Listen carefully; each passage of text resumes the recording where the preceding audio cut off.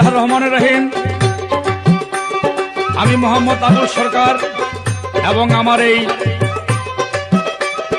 পালাগানের সঙ্গী জনাব মোহাম্মদ পরেশ আলী দেওয়ান, আমরা উভয়ে আপনাদেরকে উপহার দিব দুজাহানের বাদশাহ রাসূল করিম সাল্লাল্লাহু আলাইহি ওয়াসাল্লামের জীবনী এবং সমগ্র পৃথিবীর আউলিয়ার শ্রেষ্ঠ আউলিয়া হযরত বরবীর আব্দুল কাদের জিলানী রাহমাতুল্লাহ আলাইহির জীবনী।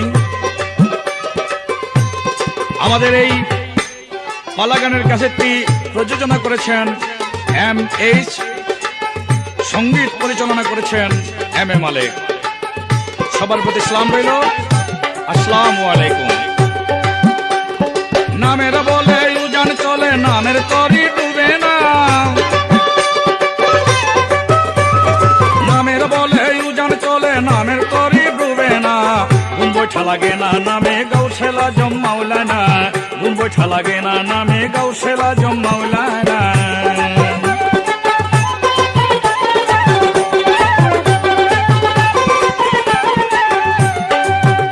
ওদের নামের বলে উজান চলে, নামের তরি ডুবে না। ও নামের বলে উজান চলে, নামের তরি ডুবে না। গুণ বৈঠা লাগে না নামে গাউসে আজম মাওলানা, গুণ বৈঠা লাগে না নামে গাউসে আজম মাওলানা।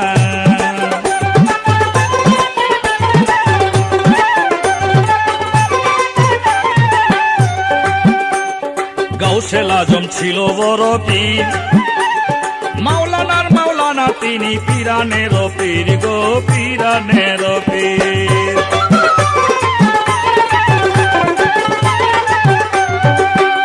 আগো গাউসে আজম ছিল বড় পীর, মাওলানার মাওলানা তিনি, পীরানের পীর গো পীরানের পীর। আবু সালে জঙ্গে বসা ছিল পীরের বাবা, ইমাম হাসানের বংশ মারহাবা মারহাবা।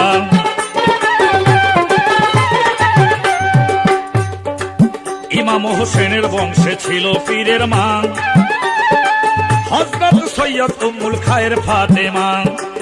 ইমাম হোসেন বংশে ছিল পীরের মা, হযরত সৈয়দ উম্মুল খায়ের ফাতেমা। তার যেমন বাবা তেমন ইমাম মুমিন আর মুমিনা। যেমন বাবা তেমন ইমাম মুমিন আর মুমিনা।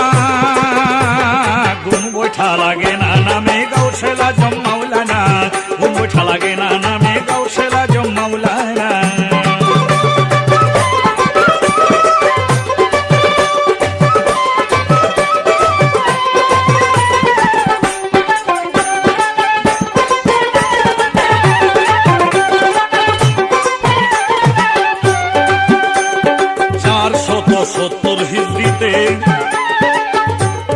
জন্ম নিল বড় পীরে পহেলা রোজাতে গো পহেলা রোজাতে।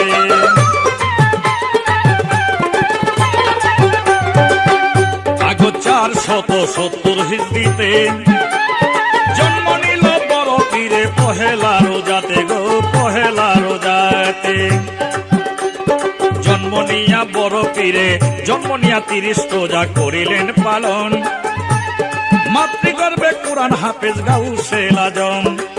জন্ম নিয়া 30 রোজা করিলেন পালন, মাতৃগর্ভে কুরআন হাফেজ গাউসে আজম। বড় পীরের ভক্ত যারা দুনিয়াতে হয়, জীবনে মরণে তাদের থাকিবে না ভয়। বড় পীরের ভক্ত যারা দুনিয়াতে হয়, জীবনে মরণে তাদের থাকিবে না ভয়। এই কথা পীরে কয়, সাক্ষী আছে রব্বানা।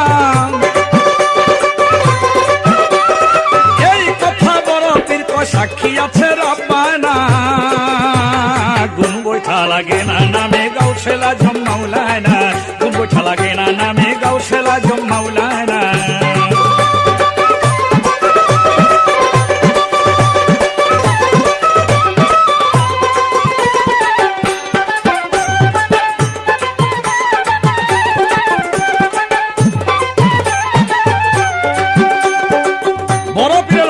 যারা হয়, জীবনে মরণে তাদের থাকিবে না ভয়। এই কথা বড় পীর কয়, সাক্ষী আছে রাব্বানা। অর্থাৎ বড় পীর আব্দুল কাদের জিলানী এই কথাটি তার জীবনের মধ্যে বলেছেন। বড় পীর একজন আল্লাহর আউলিয়া, আর বড় পীর আব্দুল কাদের জিলানীর জীবন কাহিনীর সর্বশ্রেষ্ঠ সাক্ষী আমার আল্লাহ পাক নিজেই। এর প্রমাণ স্বরূপ বুগদাদ নগরের মধ্যে, বুগদাদ শহরে বোরহাননগর নামে এক গ্রাম ছিল। সেই গ্রামে এক হিন্দু ভক্ত, কয়েক ঘর হিন্দু ছিল, কয়েকজন ব্যক্তি হিন্দু ছিল, কিন্তু এক ব্যক্তি তিনি মনে মনে বড় পীর আব্দুল কাদের জিলানীকে মহব্বত করেছেন, ভালোবেসে ফেলেছেন, ভক্ত হয়ে গেছেন। কিন্তু সমাজের মধ্যে, তার সমাজের মধ্যে সে হিন্দু পরিচয় আছে। মুখে যেমন কলেমাতে লা ইলাহা ইল্লাল্লাহু মুহাম্মাদুর রাসূলুল্লাহ পাঠ করে মুসলমান হয়, দিন ইসলাম গ্রহণ করে, কিন্তু সেই হিন্দু ভক্ত তিনি ওই হরে কৃষ্ণ বা হরে রাম রাম রাম এই ধর্মের মধ্যেই তিনি আছেন। সেই হিন্দু ব্যক্তির শেষ বয়সে তিনি যখন তার প্রাণ ত্যাগ হয়ে গেল, যখন তিনি ইন্তেকাল করলেন, মারা গেলেন, তখন তার স্বজাতিরা তাকে সৎকার করার জন্য, দাহ করার জন্য দজলা নদীর কিনারে এক চিতাশালার মধ্যে নিয়ে গেলেন। নিচে কাঠ, লাকড়ি, মাঝে শোয়াইছেন সেই হিন্দু লোকের মৃত্যুদেহকে, উপরে কাঠ দিয়েছেন, লাকড়ি দিয়েছেন, তোল দিয়েছেন, সেখানে আগুন জ্বালাবার জন্য চেষ্টা করছেন, কিন্তু শত চেষ্টা করেও আগুন জ্বালাইতে পারছেন না। বারবার চেষ্টা করে যখন আগুন জ্বালাইতে পারছেন না, তখন হিন্দু লোকেরা মনে করলেন এই ব্যক্তির প্রতি তাদের ঈশ্বর, তাদের প্রভু, তাদের দেবতা অসন্তুষ্ট প্রকাশ করেছে। তাই তারা মনের দুঃখে সেই মৃত্যুদেহটাকে দজলা নদীর মধ্যে ফেলে দিল। এইবার বড় পীরের প্রেমের মরা ভাটিতে না যায়, ওই প্রেমের মরা উজান দিকে ধায় রে ধায়।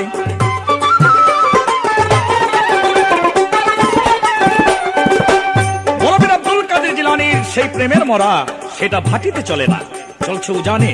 কারণ উজানে বড় পীর আব্দুল কাদের জিলানীর রাহমাতুল্লাহ আলাইহির খানকা শরীফ বাড়ি। সেই দজলা নদী দিয়ে সেই মরা লাশ যাইতে যাইতে যাইতে যাইতে বড় পীর আব্দুল কাদের জিলানীর দরবার শরীফ বরাবর, খানকা শরীফ বরাবর দজলা নদীর কিনারে গিয়ে লাশ থেমে গেছে। এখন আর উজানও যায় না, ভাটিতেও যায় না। বড় পীর আব্দুল কাদের জিলানী তিনি আউলিয়া অন্তর্যামী, তার খানকা শরীফ থেকে তার খাদেমকে ডাকলেন, সঙ্গে আরো দুজন ভক্তকে ডাকলেন, আসলেন, খানকা শরীফ থেকে হুকুম দিলেন, তোমরা দজলা নদীর কিনারে চলে যাও, সেখানে গিয়ে দেখবে একটা মরা লাশ নদীর কিনারে পড়ে আছে, তাকে তুলে আনো। তারা চলে গেলেন, তুলে আনলেন। বড় পীর আব্দুল কাদের জিলানী তিনি গোসল করাইলেন, কাফন পরাইলেন, কবর করলেন, মাটি দিলেন। বড় পীর আব্দুল কাদের জিলানীর সেই দুয়ায় সেই ব্যক্তি জান্নাতবাসী হয়ে গেলেন। পীরের দুয়াতে হিন্দু হইল জান্নাতবাসী। আবুল সরকার বলে পীর আমি কিন্তু আছি।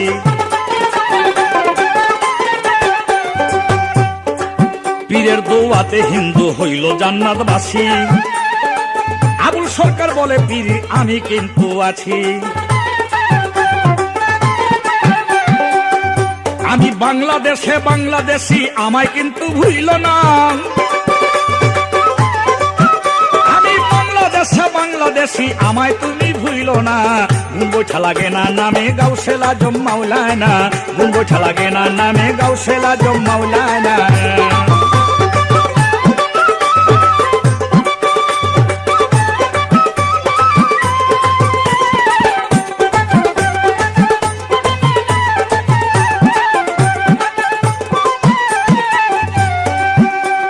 আমি এবার রাসূল করিম সাল্লাল্লাহু আলাইহি ওয়াসাল্লামের সম্পর্কে একটি প্রশ্ন রাখব। আমার রাসূল করিম সাল্লাল্লাহু আলাইহি ওয়াসাল্লামের কথা শুনেছি, তিনি ফুল রূপে ছিলেন। এই পৃথিবীর মধ্যে তিনি প্রকাশ পাইবার আগে, জন্ম নিবার আগে তিনি জান্নাতি ফুল ছিলেন। আমার জিজ্ঞাসা থাকবে, এই ফুলটির মধ্যে রাসূল করিম সাল্লাল্লাহু আলাইহি ওয়াসাল্লাম ছিলেন। এটা কিসের ফুল, কেমন ফুল, কোন ফুলের সঙ্গে সেই ফুলের একটা মিসাল দেওয়া যায়? যেমন আমাদের দেশে গোলাপ ফুলকে কেউ বেলি ফুল বলে না, বেলি ফুলকে কেউ চামেলি ফুল বলে না, যার যার একটা ব্যক্তিগত জাতের রূপ আছে। আমার প্রশ্ন, রাসূল করিম সাল্লাল্লাহু আলাইহি ওয়াসাল্লাম যে ফুলটি ছিলেন এটা কিসের ফুল ছিলেন, তার রূপটি কি ছিল? রাসূল করিম সাল্লাল্লাহু আলাইহি ওয়াসাল্লাম ওই ফুলটা ছিল কোন গাছের মধ্যে, সেই গাছের ডালা বা পাতা কতটুকু ছিল, কয়টি ছিল? যদি সেই প্রশ্ন বড় রাসূল করিম সাল্লাল্লাহু আলাইহি ওয়াসাল্লাম সম্পর্কে পরেশ ভাই আমাকে সবাইকে অবগত করে আদব সহিত, তাহলে আমরা আল্লাহর দরবারে নেকও পাইতে পারি, সওয়াবও পাইতে পারি। এটা মস্ত বড় দুটি পাল্লা, একটি রাসূল করিম সাল্লাল্লাহু আলাইহি ওয়াসাল্লাম, একটি বড় পীর আব্দুল কাদের জিলানীর জীবনী। এর মধ্যে ইবাদত আছে, এর মধ্যে বন্দেগী আছে, এর মধ্যে আজিজি আছে, এর মধ্যে প্রেম আছে, এর মধ্যে মুহাব্বত আছে। এবার নামের বলে উজান চলে, নামের তরি ডুবে না। নামের বলে উজান চলে, নামের তরি ডুবে না। গুণ বৈঠা লাগে না নামে গাউসেল আজম মাওলানা, গুণ বৈঠা লাগে না নামে গাউসেল আজম মাওলানা, গুণ বৈঠা লাগে না নামে গাউসেল আজম মাওলানা, গুণ বৈঠা লাগে না নামে গাউসেল আজম মাওলানা।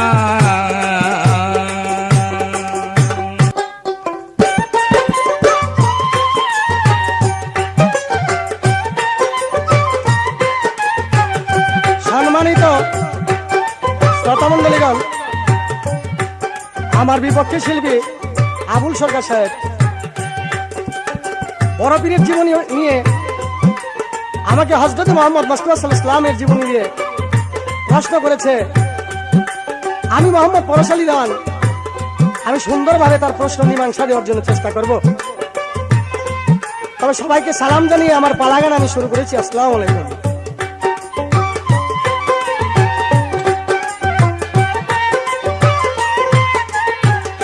নবীজি একুলে শেকুল, কঠিন মরু সাহারায় ইসলামের ফুল। নবীজি একুলে শেকুল, কঠিন মরু সাহারায় ইসলামের ফুল।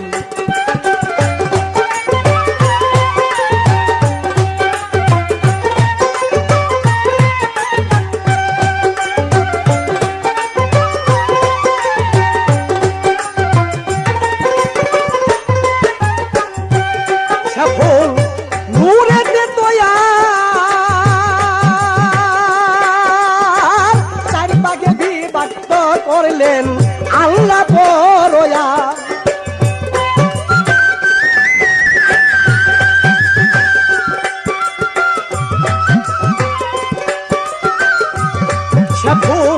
নূরেতে দয়া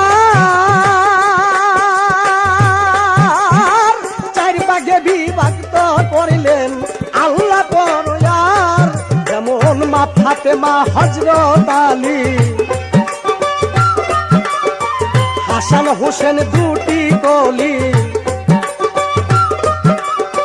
মধ্যম কলিতে গছিল আমার মুহাম্মদ রাসূল। কঠিন মরু সাহারায় ইসলামের ফুল। নবীজি একুলে শেকুল, নবীজি একুলে শেকুল, কঠিন মরু সাহারায় ইসলামের ফুল।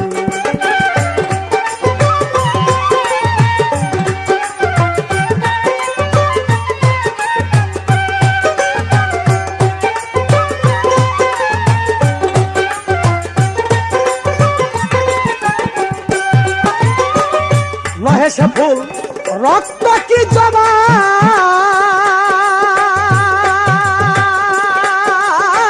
গোলাপ নয় এই জগতে গোলাপীর বাবা।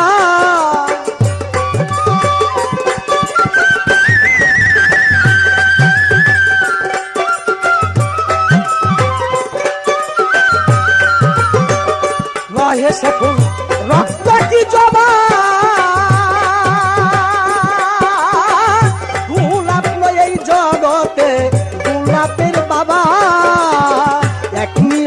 চাইল যে মা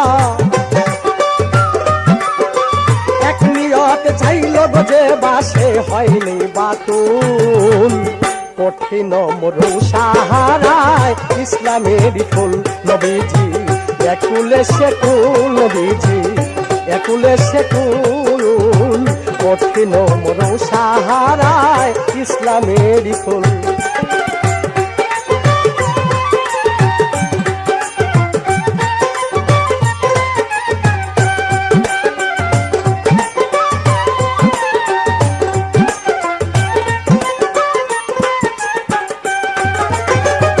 পাইল মা গোয়া মোনা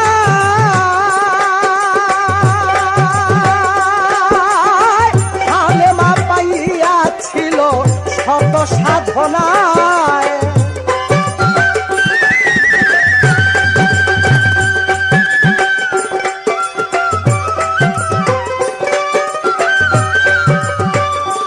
পাইল মা গোয়া মেনা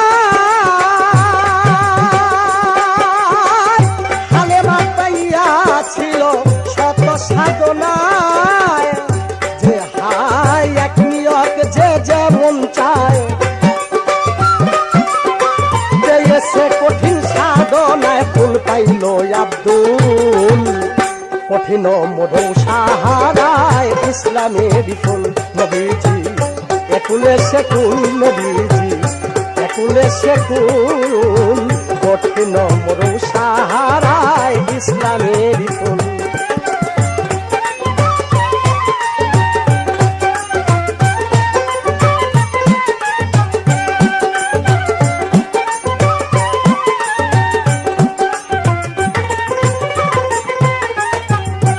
সম্মানিত শ্রোতামণ্ডলীগণ, আমার বিপক্ষে আবুল সরকার আমাকে প্রশ্ন রেখেছেন, হযরত মুহাম্মদ মুস্তাফা সাল্লাল্লাহু আলাইহি ওয়াসাল্লাম পৃথিবীর বুকে জন্ম নেওয়ার পূর্বে উনি ফুল রূপে ছিলেন। ভাই, শুধু ফুলই নয়, হযরত মুহাম্মদ মুস্তাফা সাল্লাল্লাহু আলাইহি ওয়াসাল্লাম ওনার জন্মের পূর্বে উনি আরো কয়েকটা ভাগে বিভক্ত ছিলেন। হযরত মুহাম্মদ মুস্তাফা সাল্লাল্লাহু আলাইহি ওয়াসাল্লাম উনি তারা রূপে ছিলেন। হযরত মুহাম্মদ মুস্তাফা সাল্লাল্লাহু আলাইহি ওয়াসাল্লাম উনি ময়ূর রূপে ছিলেন। হযরত মুহাম্মদ মুস্তাফা সাল্লাল্লাহু আলাইহি ওয়াসাল্লাম উনি ফুল রূপে ছিলেন। হযরত মুহাম্মদ মুস্তাফা সাল্লাল্লাহু আলাইহি ওয়াসাল্লাম উনি ডিম রূপে ডিমের ভিতরে ছিলেন। তাই আমাকে প্রশ্ন রেখেছে, সেই ফুলটা কিসের ফুল? সেই ফুলটা নূরের ফুল। সেটা কিসের গাছ? সেটা একিনের গাছ। সে বাগান কিসের? ওয়াহাদাতের বাগান। ফুল কয় ভাগে বিভক্ত ছিল? 5 ভাগে বিভক্ত ছিল। ফুলে 5টি কলি ছিল। এক কলিতে হযরত আলী করিমুল্লাহ, এক কলিতে খাতুন জান্নাত ফাতেমা, এক কলিতে ছিলেন হাসান, আরেক কলিতে ছিলেন হোসেন, আরেক কলিতে ছিলেন আমার হযরত মুহাম্মদ মুস্তাফা সাল্লাল্লাহু আলাইহি ওয়াসাল্লাম। পৃথিবীতে বহু ফুল দেখা যায়। আমার নবী যে ফুল, এই ফুল কোন ফুলের মতো? এটা পৃথিবীর কোন ফুলের সাথে সেই ফুলের যোগাযোগ, কানেকশন নেই। তুলনাবিহীন ফুল। গোলাপ নয়, গোলাপের বাবা। তবে সেই ফুলটা গোলাপ ফুলের মতো আকৃতি ছিল, গোলাপের মতো ছিল, কিন্তু তবু গোলাপ নয়, সে গোলাপের বাবা। কিন্তু তার নকশাটা ছিল গোলাপ ফুলের নকশা। পরশ তোমার তাই অদম বান্দা,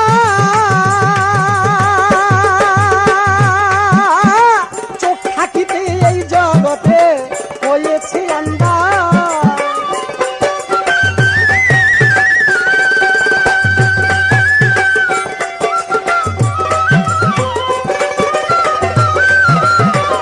পরশ তোমার তাই অদম বান্দা,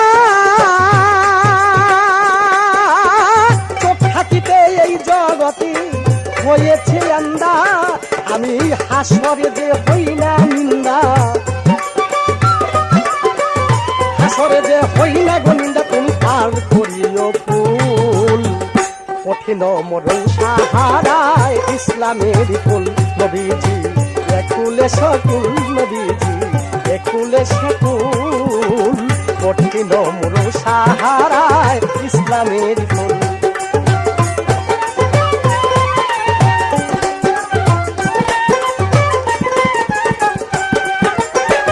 সম্মানিত শ্রোতা মন্ডলীগণ, আজ আমার বিপক্ষে যে শিল্পী আবুল সরকার সাহেব, আমি তাকে বিশেষভাবে অনুরোধ করব যে প্রশ্ন আমি আপনাকে করব, সেই প্রশ্নগুলি সুন্দরভাবে তার বড় পীরের জীবনী হইতে প্রমাণ করে তার জবাব করার জন্য আমি অনুরোধ রাখবো। হযরত বড় পীর আব্দুল কাদের জিলানী, উনি পৃথিবীতে যেদিন জন্মগ্রহণ করেছেন 471 হিজরিতে, উনি জন্ম নিয়েই আল্লাহর দরবারে আমার হযরত মুহাম্মদ মুস্তাফাকে সাক্ষী রেখে পৃথিবীর সমস্ত উম্মতের জন্য এমন একটি কর্ম করেছে, সে কর্মটা কিয়ামত পর্যন্ত থাকবে।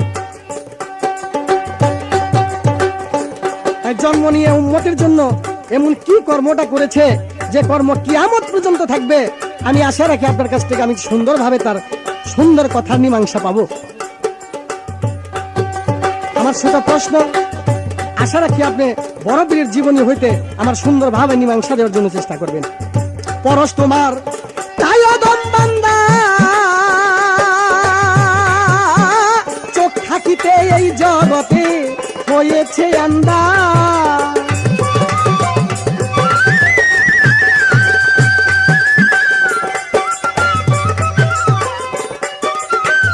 পরশ তোমার তাই অদম বান্দা,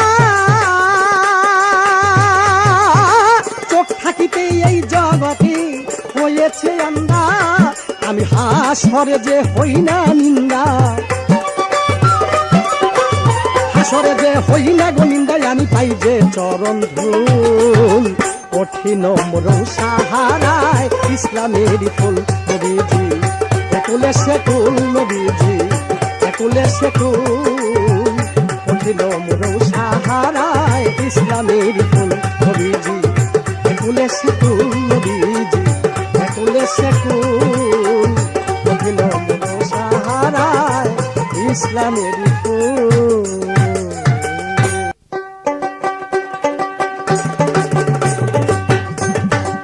আমার প্রশ্নের জবাব দিয়ে এবার আমাকে প্রশ্ন রেখেছেন, তবে প্রশ্ন রাখার আগে একটা কথা শুনলাম। আমার পরের ভাই বললেন যে আবুল ভাই, আপনাকে বিশেষভাবে অনুরোধ রাখি বা বিশেষভাবে অনুরোধ রাখবো, আপনি আমার প্রশ্নের জবাবটা সুন্দর করে দিবেন। আমি বলি পরেশ ভাই, আপনি যদি সাধারণভাবে আমাকে অনুরোধ করতেন, তবুও সুন্দরভাবে প্রশ্নের জবাব দেওয়াটা আমার উপরে ফরজ হয়ে গেছে। কারণ এই প্রশ্ন উত্তরের মাধ্যমে আমরা যেমন তেমন আরো হাজার হাজার লোকের বিষয়বস্তু নিয়ে চিন্তা ভাবনা কিন্তু আছে। যারা শুনবে তারা যদি আমাদের ভুল সিদ্ধান্তটা শোনে, তা সমস্ত গুণাটা আমাদের উপরে আসবে। যার জন্য সাধারণভাবে অনুরোধ করলেও সুন্দরভাবে প্রশ্নের জবাব দেওয়ার দায়িত্বটা আমার উপরে ফরজ হয়ে যায়। তাই আব্দুল কাদের জিলানী, তুমি ইরানের পীর দস্তগীর। আব্দুল কাদের জিলানী, তুমি ইরানের পীর দস্তগীর।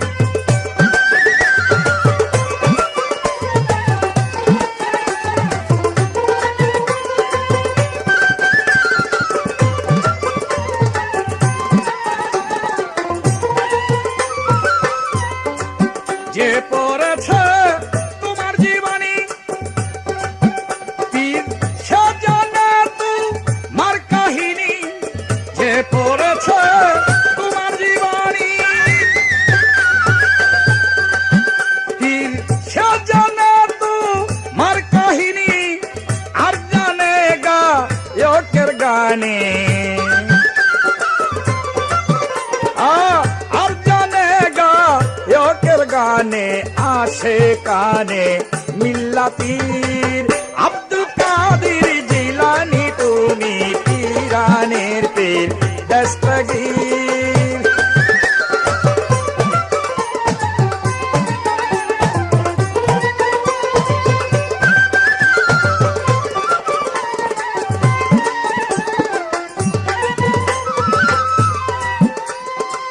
যে পড়েছে তোমার জীবনী, সে জানে তোমার কাহিনী। আর জানে গায়কের গানে, আসে কানে মিল্লাতি। অর্থাৎ আশেকানদের দল, আশেকানে মিল্লাতি, তারা জানে। তো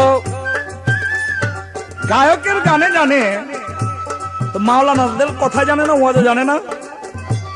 জানে, কিন্তু এখানে বিষয়বস্তু হিসাব করে দেখা গেছে একটা গায়ক দিয়া যতক্ষণ পর্যন্ত বড় পীর আব্দুল কাদের জিলানীর কথাবার্তা জানার ইচ্ছা বা আকাঙ্ক্ষা করে, অথবা আমরা যে গান করি, পাল্লা গান করি রাত্রে 9টা বা 10টা থেকে রাত্রে 5টা পর্যন্ত, আজান পর্যন্ত, এই সময়টুকুর মধ্যে একটা গায়ক যদি বড় পীর আব্দুল কাদের জিলানী রাহমাতুল্লাহ আলাইহির জীবনী সম্পর্কে অবগত থাকে, তাহলে তিনি অনেক কথা জানাইতে পারে মাওলানাদের চেয়েও।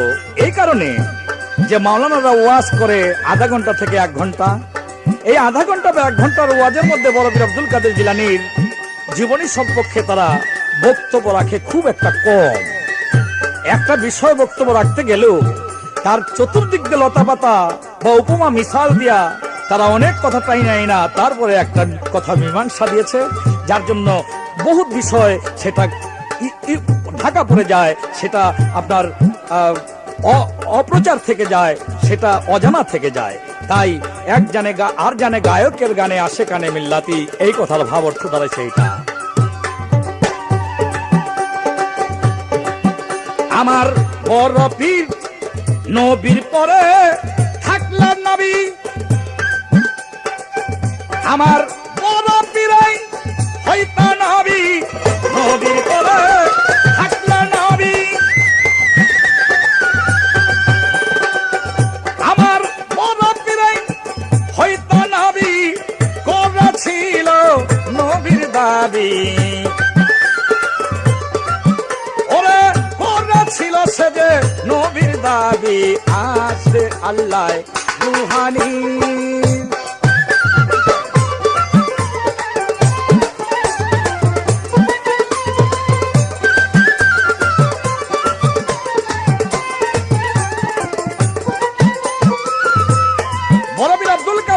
জন্ম নিয়েছিলেন 470 হিজরিতে রমজান মাসের 1 তারিখে।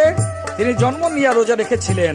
তিনি জন্ম নিয়াই তিনি মাটির মধ্যে পড়ে, জমিনের মধ্যে পড়ে আমার কাছে প্রশ্ন রেখেছেন। তিনি জন্ম নিয়াই রাসূল করিম সাল্লাল্লাহু আলাইহি ওয়াসাল্লামের উম্মতের জন্য একটি কর্ম করেছিলেন, যা কিয়ামত পর্যন্ত মুসলমানরা পাইতে থাকবে, উম্মতরা পাইতে থাকবে।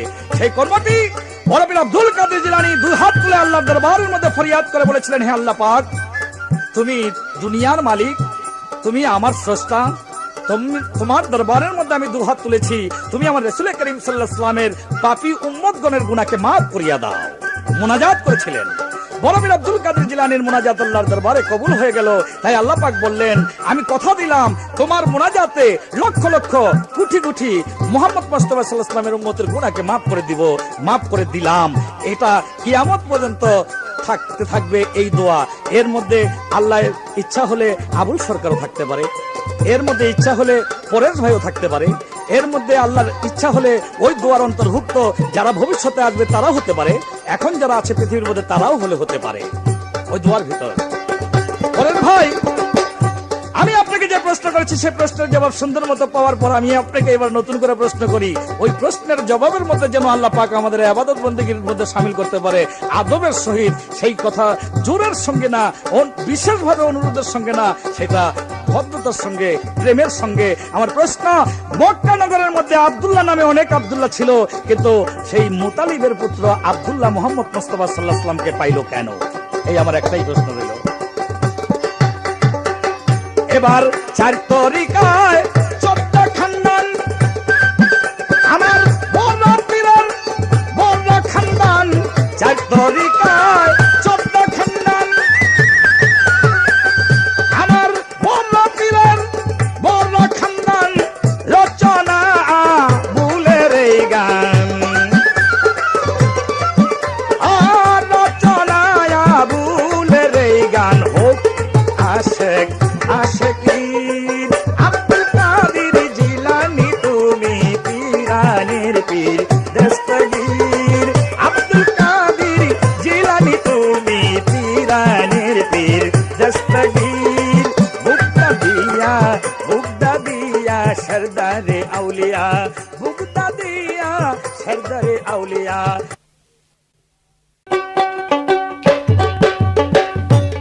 হাবলি উম্মতি বলে, এ হাবলি উম্মতি বলে, নয়ন জলে বুক ভাষায়, মানুষ ভেসকে এলো মক্কা মদিনায়, ভালো মদিনায়, মানুষ ভেসকে এলো মক্কা মদিনায়।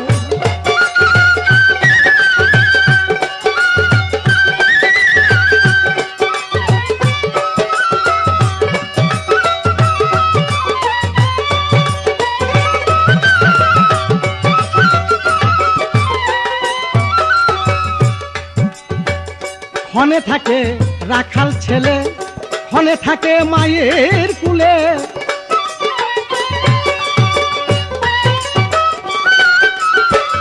ক্ষণে থাকে রাখাল ছেলে, ক্ষণে থাকে মায়ের কুলে, প্রেম ভাবে কেউ ডাক দিলে, প্রেম ভাবে কেউ ডাক দিলে, দৌড়াইয়া তার কাছে যায়, মানুষ ভেসকে এলো মক্কা মদিনায়, ভালো মদিনায়, মানুষ ভেসকে এলো মক্কা মদিনায়।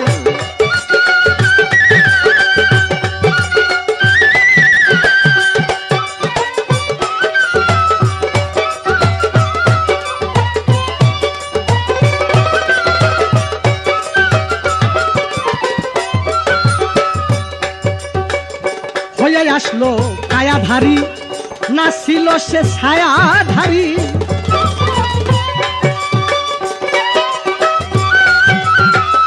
হয়ে আসলো কায়াধারী, না ছিল সে ছায়াধারী, বজ্রকণ্ঠে রাজভিকারী, বজ্রকণ্ঠে রাজভিকারী, ঘরে ঘরে নাম বিলায়, মানুষ ভেসকে এলো মক্কা মদিনায়, ভালো মদিনায়, মানুষ ভেসকে এলো মক্কা মদিনায়।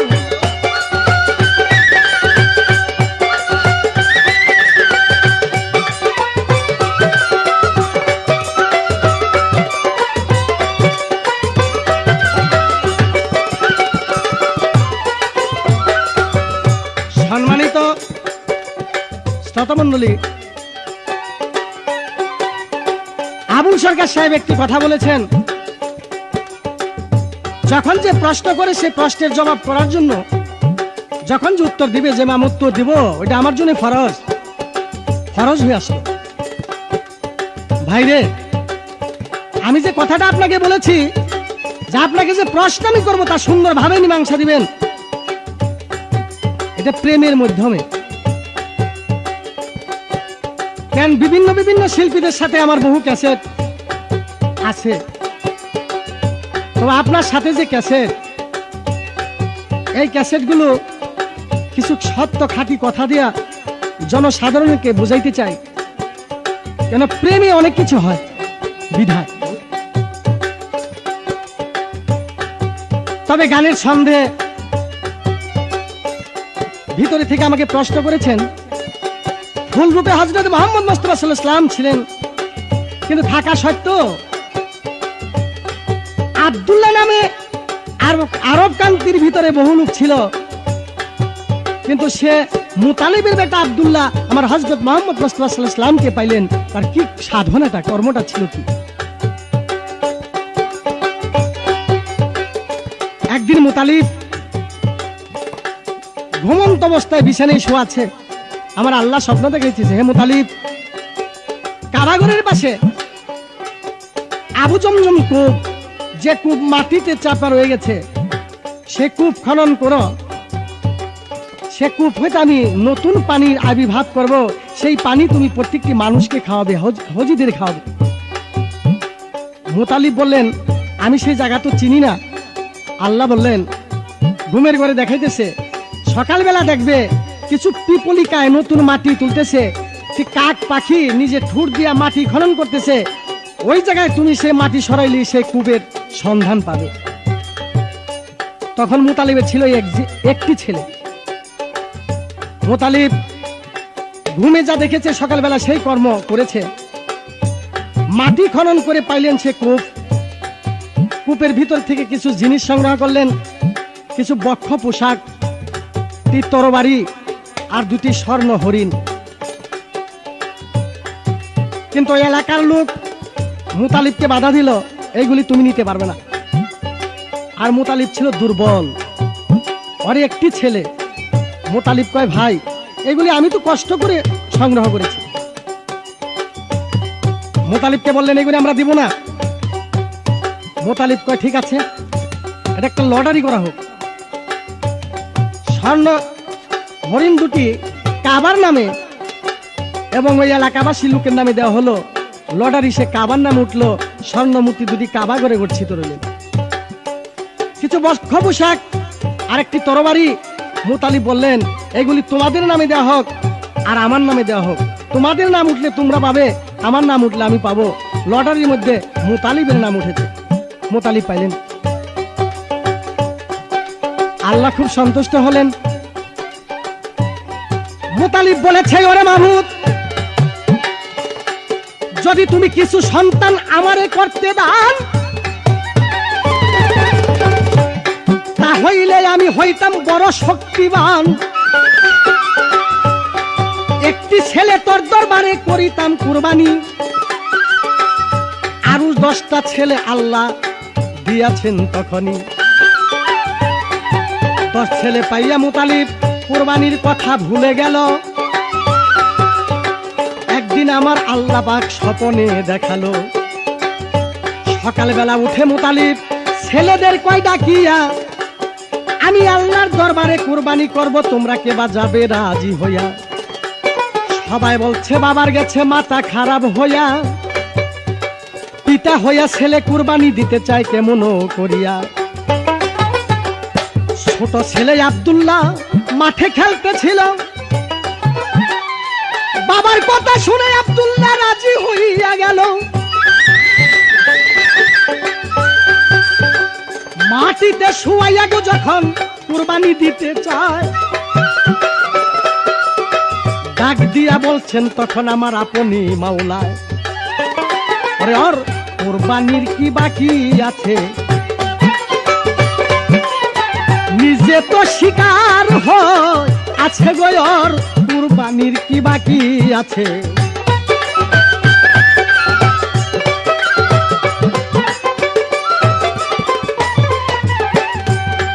আব্দুল্লাহ কয়, বাবা আমাকে কুরবানি নিয়ে যদি আমার আল্লাহ খুশি হয়, আমার মতো ছেলে পৃথিবীতে আর কারো জন্ম নেইনি।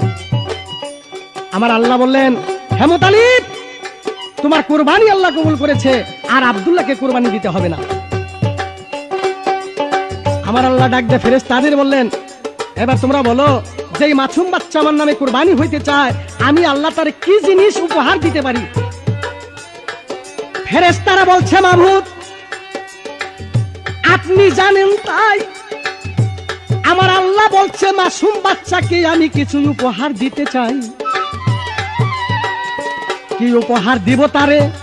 শুনো মুলামুল, ওরে তার পেশানিতে পৌঁছাইয়া দিব আমার মুহাম্মদ রাসূল।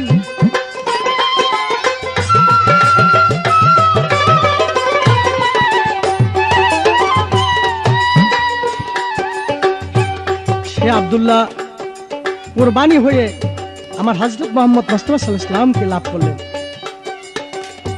হাদিস সাথে প্রশ্ন করেছে, আমি তার সুন্দরভাবে হাদিস অনুযায়ী মীমাংসা করলাম। এবার আমার একটি প্রশ্ন আসছেন, আশা রাখি আপনি এরকম সুন্দরভাবে জবাব করবেন। হযরত বরকত আব্দুল কাদের জিলানী 471 হিজরিতে জিলাননগরে যখন জন্মগ্রহণ করলেন, একে একে যখন 4 হইতে 5 বছরের বয়স, তার মার কাছ থেকে বিদায় নিয়ে উনি উচ্চ শিক্ষিত হওয়ার জন্য উনি বাগদাদ যাইতে চায়। যাত্রার সময় তার মা দুটি কথা বললেন, আর সেই দুটি কথা রক্ষা করতে বড় পীরের এমন উপকার হলেন, শিশুবেলা হইতে মায়ের দুটি বাক্য রক্ষা করতে গিয়ে কি উপকার তার হলেন, তার বাক্য দুটা কি ছিল? দেওয়ান মালিক বলে, আমি তোমার, তুমি নবী হয় আমার। মালিক বলে, আমি তোমার, তুমি নবী হয় আমার। ভব নবী হইতে পার, ভব নবী হইতে পার, আর করে নিও আমায়। মানুষ ভেসকে এলো মক্কা মদিনায়, ভালো মদিনায়। মানুষ ভেসকে এলো মক্কা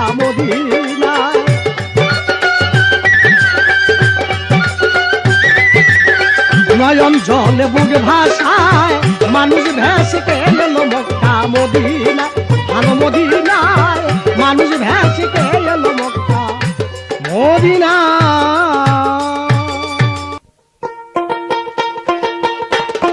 যেতা মরার খবর পাবি থাকলে পীরের ধিয়ানে, যেতা মরার খবর পাবি থাকলে পীরের ধিয়ানে, জায়গা তোলা বড় পীরের খানদানে, জায়গা তোলা বড় পীরের খানদানে।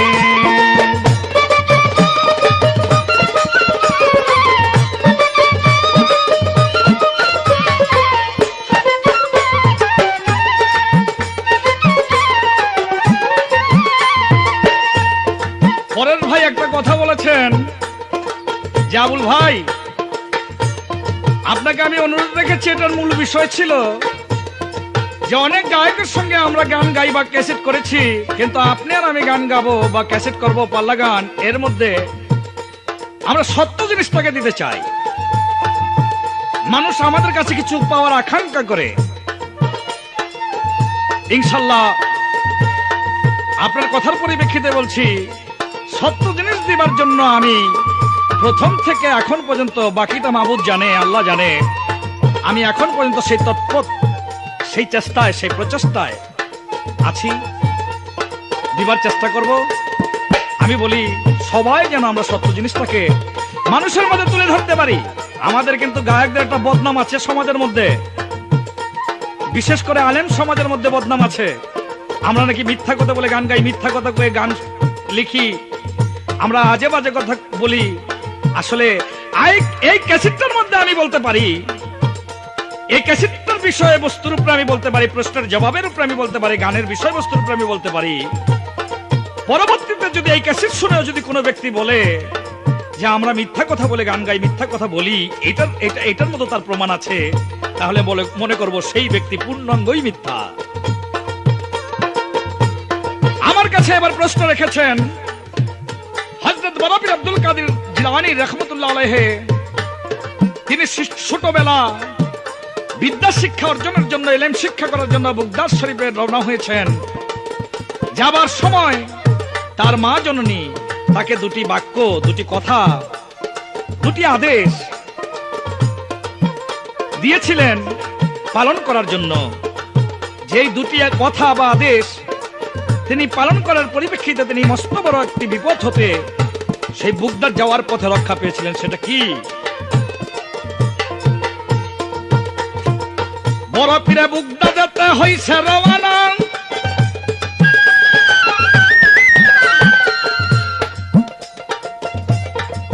বুগদাদে ব্যবসা করতে যাইতেছিল সওদাগর অনেক জনা।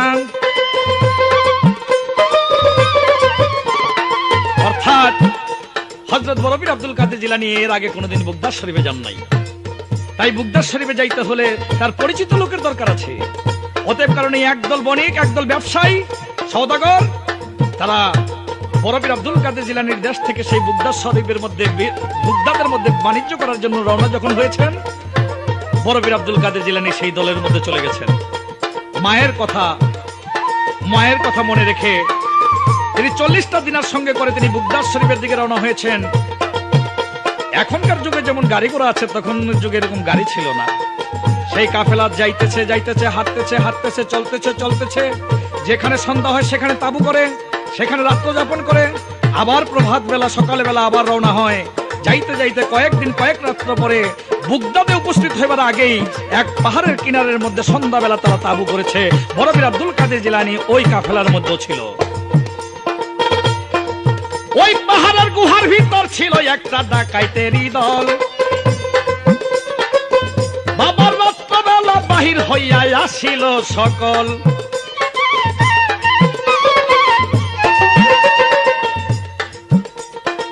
বাহির হইয়া দেখে চাইয়া আশ্চর্য কারবার। আজকা বাঘের মুখের সামনে যেমন পইরাছে শিকার। অর্থাৎ ডাকাত দল থাকতো ওই গুহার ভিতরে, পাহাড়ের গুহার ভিতরে। তারা বাহির হইয়া দেখে আজকে তাদের দূরে ডাকাতি করার জন্য যাওয়ার কোনো প্রয়োজন নাই। আজকে গুহার মুখের মধ্যে একদল সওদাগর, একদল ব্যবসায়ী তারা তাবু করে রাত্র যাপন করতেছে। আর ডাকাত দলরা সেই তাবুর ভিতরে আক্রমণ চালিয়েছেন, তারা হত্যা লুণ্ঠন শুরু করে দিয়েছেন। যার কাছে যা পাইছেন আহত করে সেই সম্পদগুলো তারা লুণ্ঠন করে আবার গুহার ভিতরে যাওয়ার যখন উদ্যত হইলেন, ঠিক এই মুহূর্তে বড় পীর আব্দুল কাদের জিলানী ছোট সেখানে তাকে উপস্থিত দেখলেন।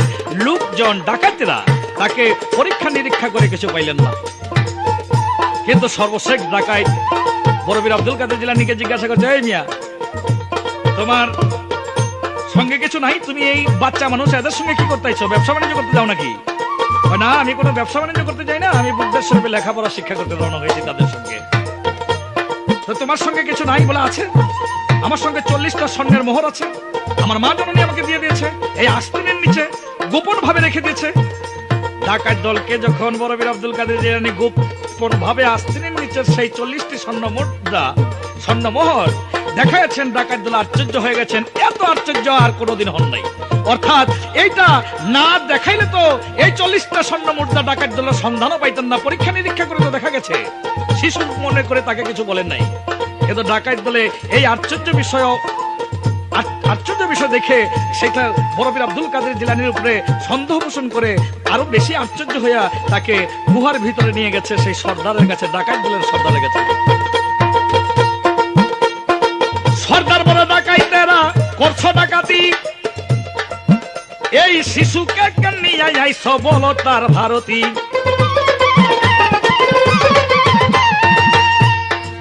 ডাকাইতের সর্দার বলে, ডাকাইতের দল করছো ডাকাতি, এই শিশুকে নিয়ে আইছ করো তার উক্তি। ডাকাইতেরা কয়, হুজুর, এই ছেলেটা একটা আশ্চর্য ব্যাপার, তাকে পরীক্ষা নিরীক্ষা করে দেখলাম কোনো টাকা পয়সা নাই, কিন্তু যখন জিজ্ঞাসা করলাম তখন 40টা স্বর্ণমোহর তিনি আস্তিনের নিচ থেকে বাহির করে দিল। যদি না বাহির করে দিত তাহলে আমরা পাইতাম না। ডাকাতের সর্দার কয়, বালক, তো তুমি 40টা স্বর্ণের মধ্যে কথা তুমি বললা কেন? মোহরের কথা এটা না বললে তো তোমার এখানে আনা হইতো না, তোমার নেওয়া যেত না, তো তোমার থেকে 40টা মোহর নিত না, খুঁজে পাওয়া যায় না যখন। বড় পীর আব্দুল কাদের জিলানী বলে, সর্দার, আমি তো মায়ের মাত্র আদেশকে পালন করেছি। তোমার মা এই আদেশ দিয়েছে নাকি 40টা স্বর্ণ মোহর দিয়ে দিতে? বলে, না, 40টা স্বর্ণ মোহর দিয়ে দিতে বলে নাই।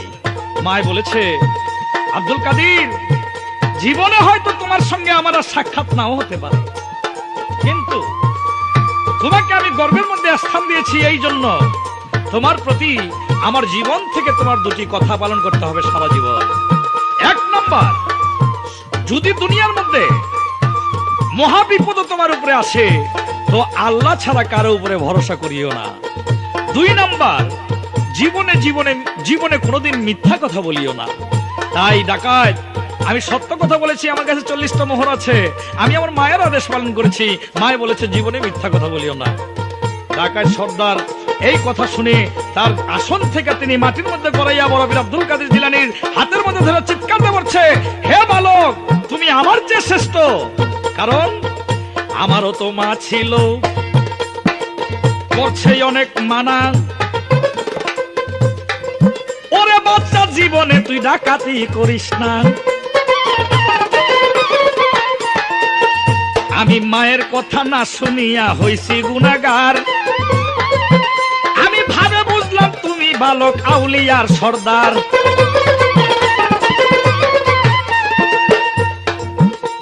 তুমি আমাকে মুরিদ করো, আমি জীবনে ডাকাতি করবো না। বড় পীর আব্দুল কাদের জিলানী তওবা করে তাকে মুরিদ করলেন, এবং আরো 40 জন ডাকাত ছিল, তারা চেয়ে দেখে ডাকাতের সর্দার নিজেই মুরিদ হয়ে গেছে। আমরা আর কি করবো, সারা জীবন গুনাহ করেছি। বড় পীর আব্দুল কাদের জিলানীর চরণের মধ্যে এসে তওবা করে তার কাছে তারা বায়াত হয়ে গ্রহণ করলেন। এই একটি বাক্য ছিল, শর্ত ছিল, আদেশ ছিল, আল্লাহ ছাড়া কারো উপরে ভরসা না করা, দ্বিতীয় জীবনে মিথ্যা কথা না বলা। এই 2টি বাক্য বড় পীর আব্দুল কাদের জিলানী পালন করার পরিপ্রেক্ষিতে তিনি 40 জন ডাকাত হইতো রক্ষা পেয়েছিলেন।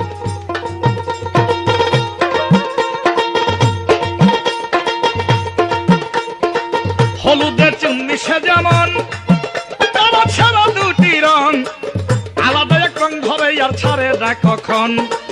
হলুদের চুন্নি সে যেমন, তারা ছেড়ে 2টি রং, আলাদা এক রং ধরে তখন তেমনি বড় পীরের মিশামিশি আমার কাছে আরো মিশামিশি কয় আবুল নিজের গানে জায়গা তোরা বড় পীরের খানদানে জায়গা তোরা বড় পীরের খানদানে।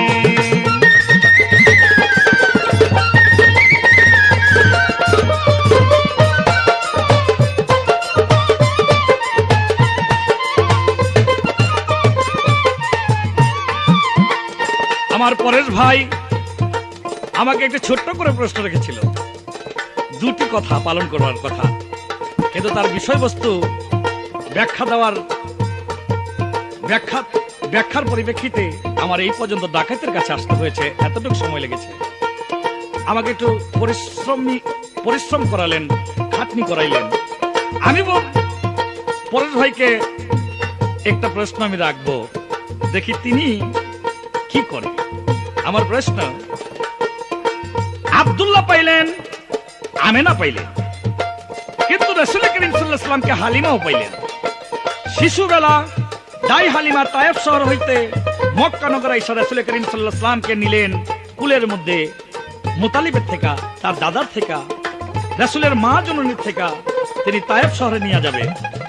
যখন কুলে লইলেন রাসূলকে, ঠিক রাসূল এই কুলের মধ্যেই, হালিমার বুকের মধ্যেই থাকিয়া শিশুবেলা একটা বিচার করলেন, যা পৃথিবীর মানুষের জন্য এই বিচারটা সর্বশ্রেষ্ঠ কল্যাণকর হয়ে রইল।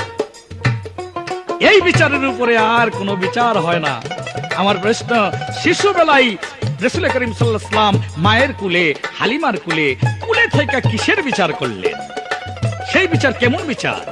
কে ছিল বিচারের বাদী, কে ছিল বিচারের বিবাদী? আমার এই প্রশ্নটি রইল। যেটা মরার খবর পাবি থাকলে পীরের ধিয়ানে, যেটা মরার খবর পাবি থাকলে পীরের ধিয়ানে, জায়গা তোরা বড় পীরের খানদানে, জায়গা তোরা বড় পীরের খানদানে, জায়গা তোরা বড় পীরের খানদানে।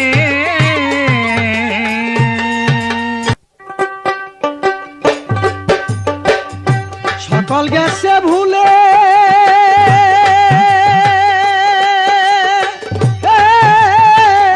চোখের পানি নাই আসিল আল্লাহ রাসূল বলে রে, ভুলের দেশে রইলি মানুষ রে।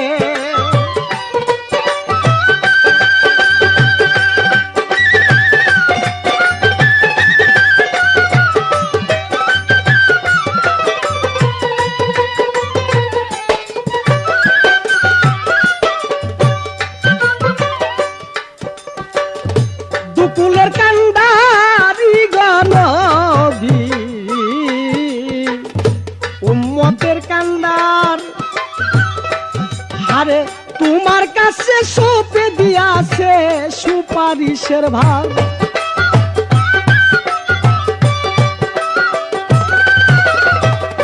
ধন চাইলে হকাইতে তুমি দুনিয়ার বাদশা,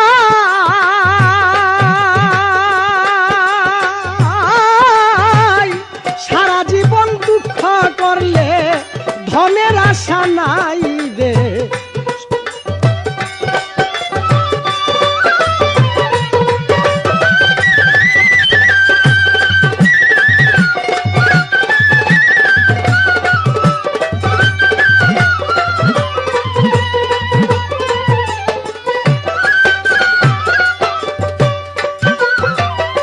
সম্মানিত শ্রোতামণ্ডলীগণ, তবে আমার বিপক্ষের শিল্পী একটি কথা বললেন, যে অনেক অনেক বয়াতিদের সাথে গান বাজনা গিয়ে থাকি, তাতে আলেম সম্প্রদায় লোকে আমাদের মিথ্যা প্রবঞ্চনা বলে স্বীকার করে থাকে। কথা আপনার চির সত্য, কিন্তু আপনিও জানেন, আর সে আলেমরাও শুনুক আমি কি বলতে চাই, কি বলি। অনেক আলেমদের সাথে আমি পরশালী বয়াতি অনেক জায়গায় বায়েজও করেছি, তাদের সাথে কথাবার্তা কাটাকাটি করেছি, তবে কোন বয়াতির গানকে তারা মিথ্যা বলে তা বুঝি না। আমি আর আপনি যে ক্যাসেটটি করলাম, এদের যদি সাহস থাকে তো আমাদের প্রতি আসুক, আমরা কি গাইছি কি না গাইছি তারা শুনুক, আর যদি পারো তাহলে আমাদের যে দুই এক কথা বলে।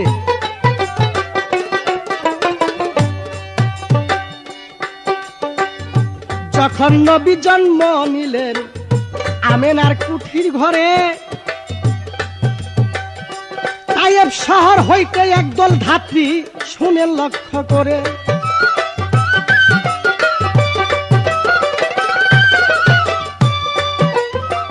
আর হযরত মুহাম্মদ মুস্তাফা সাল্লাল্লাহু আলাইহি ওয়াসাল্লাম 570 খ্রিস্টাব্দে রবিউল আউয়াল চাঁদে সোমবার দিন সুবে সাদেকের সময় যখন পৃথিবীতে জন্মগ্রহণ করেছেন, তার কয়েকদিন পরে আরবের একটা নীতি পন্থা ছিল, বাচ্চা হইলে ধাত্রী দিয়া লালিত পালিত করা হইতো। বাচ্চা বড় হয়ে গেলে তার বাপ মা ওই ধাত্রীকে অনেক টাকা পয়সা দিতেন। তাই আমার হযরত মুহাম্মদ মুস্তাফা সাল্লাল্লাহু আলাইহি ওয়াসাল্লামকে মা আমেনা যেদিন গর্ভ পেলেন, সেদিন তায়েব শহর থেকে একদল ধাত্রী তাদের গাধা নিয়ে হযরত মুহাম্মদ মুস্তাফা সাল্লাল্লাহু আলাইহি ওয়াসাল্লামের দেশে রওনা হলেন। ওই ধাত্রীদের সাথে হালেমাও ছিল, কিন্তু হালেমার গাধাটা ছিল খুব কাহিল, কঙ্কাল, দুর্বল, শক্তিহীন। অন্যান্য ধাত্রীর আগে গাধা আগে চলে গেছে, আর হালেমার গাধারা পড়ে গেছে সবার পিছে। আর অন্যান্য ধাত্রীরা বড় লোকদের বাচ্চাগুলি তুলে নিয়েছে, কিন্তু আমার হযরত মুহাম্মদ মুস্তাফা সাল্লাল্লাহু আলাইহি ওয়াসাল্লাম তিনি এতিম, 6 মাসের গর্ভে রেখে তার বাবা মারা গেছে বিধায় এতিম মুহাম্মদকে কেউ নেয়নি। আর হালেমা ঘুরতে লাগলেন, কোনো বাচ্চা না পেয়ে তার স্বামী ছিল, সে স্বামীর নাম ছিল হারেস। জিজ্ঞেস করলেন, স্বামী এত দূরে থেকে খালি হাতে ফিরে যাব? আমরা এই এতিম বাচ্চাকে নিয়ে যাব। হারেস বললেন, চলো।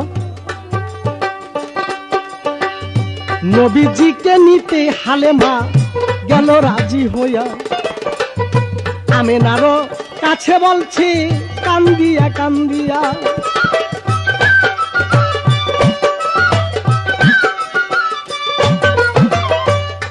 মুতালিবের কাছ হইতে যখন কথা পাকাপুক্ত করে নিয়ে যায়, দয়াল নবীকে নিয়ে যখন গাধাতে বসায়,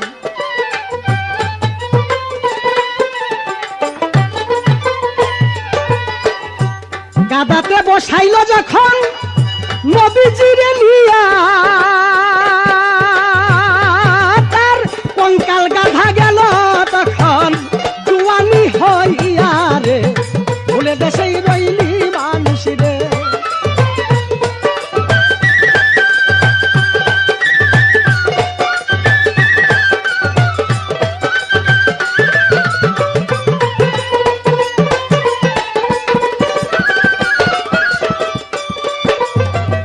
হালেমার গাধা জোয়ান হয়ে গেলেন, সকলের গাধাকে পিছিয়ে ফেলে হালেমের গাধা চলে গেলেন আগে। হালেমার দেশে বৃষ্টি হইতো না, গাছপালা হইতো না, ভরপুর হয়ে গেলেন। হালেমা সেই এতিম মুহাম্মদকে কুলের মধ্যে বসাইলেন।